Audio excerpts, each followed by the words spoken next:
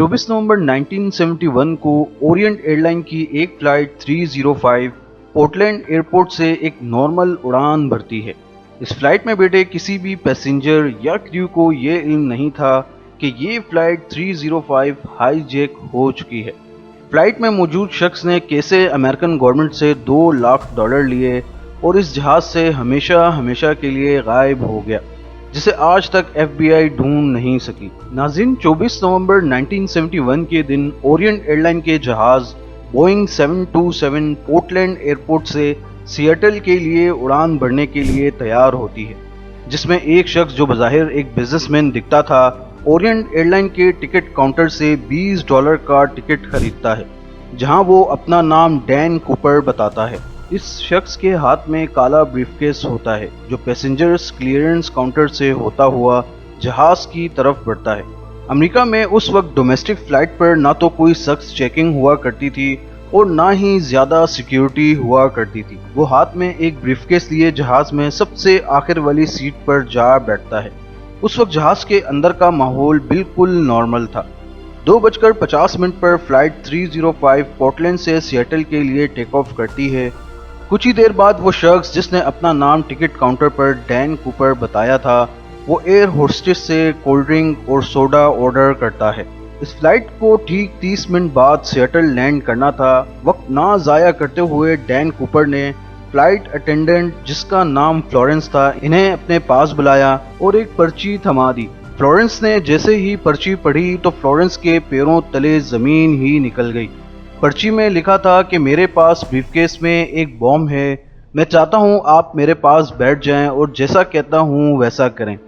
Dan Cooper ने अपनी तमाम शराइत फ्लाइट अटेंडेंट को बताईं और कहा कि इन शराइत को पूरा ना किया गया तो मैं जहाज़ को बॉम्ब से उड़ा दूंगा। इन शराइत में $2 लाख कैश और 4 पैराशूट शामिल थे।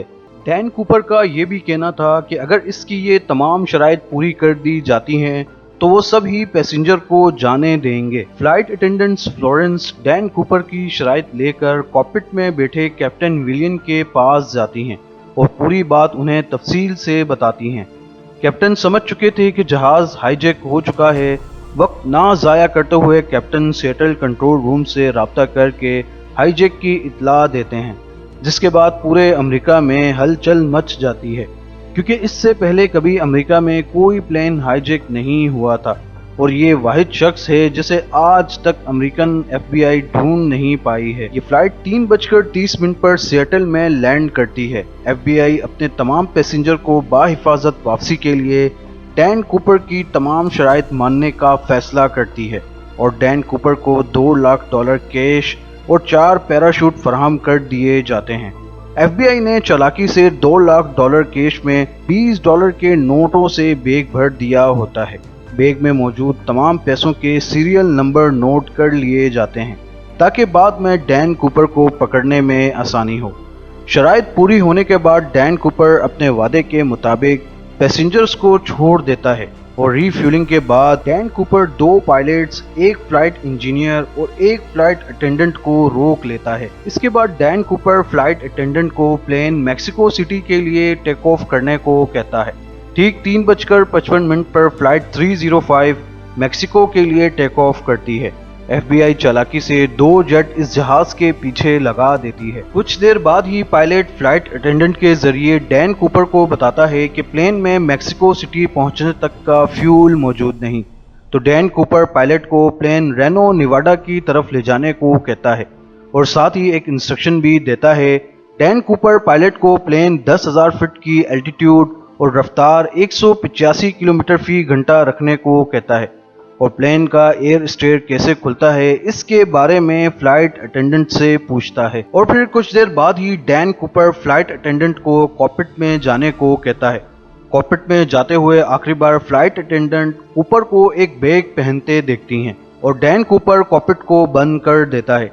ठीक 8:05 पर कॉकपिट में एयर स्टेयर खुलने की वार्निंग लाइट जलने लग जाती है और कॉकपिट में बैठे क्रू को अंदाजा हो चुका होता है कि डैन कूपर पैसे लेकर जहाज से कूद चुका है। लगभग 10:05 पर खुले एयर स्टेयर के साथ जहाज रेनो एयरपोर्ट पर लैंड होता है। लैंड होते ही पुलिस और FBI एहलकार प्लेन को घेर लेते हैं और अच्छे से छानबीन करते हैं। छानबीन के दौरान जहाज में कूपर की एक टाई और एक पैराशूट के अलावा कुछ नहीं मिलता। डैन कूपर अपने साथ सभी सबूत ले गया होता है। डैन कूपर को पकड़ने के लिए FBI नॉर्जिक नाम से इन्वेस्टिगेशन ऑपरेशन शुरू करती है। फ्लाइट क्रू से लेकर तमाम पैसेंजर्स के इंटरव्यू लिए जाते हैं।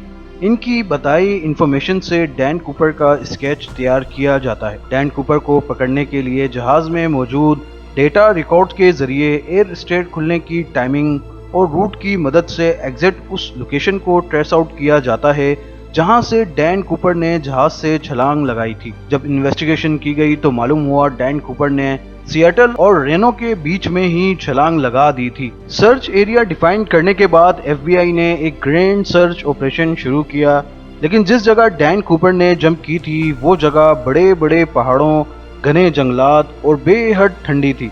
इन्वेस्टिगेशन टीम ने इस पूरे एरिया का कोना कोना छान लिया। ना तो डैन कूपर का पता चला और ना ही पैसों से भरा बैग और ब्रीफकेस मिला। कुछ इन्वेस्टिगेशन ऑफिसर का ये अंदाजा था कि शायद डैन कूपर स्काई डाइविंग करते हुए मर गया होगा, लेकिन ना तो डैन कूपर की लाश मिली और ना ही पैराशूट मिला। कुछ ही दिनों में डैन कूपर पूरी मीडिया में फेमस हो जाता है। इसी दौरान एक न्यूज़पेपर में डैन कूपर की नाम की जगह DB कूपर लिख दिया गया और लोगों को ये नाम ज़्यादा पसंद आया।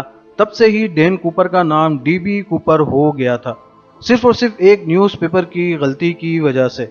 FBI डैन कूपर की शक्ल से मुशाबियत रखते हर उस शख्स को इन्वेस्टिगेट किया और डैन कूपर के नाम की बारीकी से छानबीन की, लेकिन कहीं कोई सुराग ना मिल सका।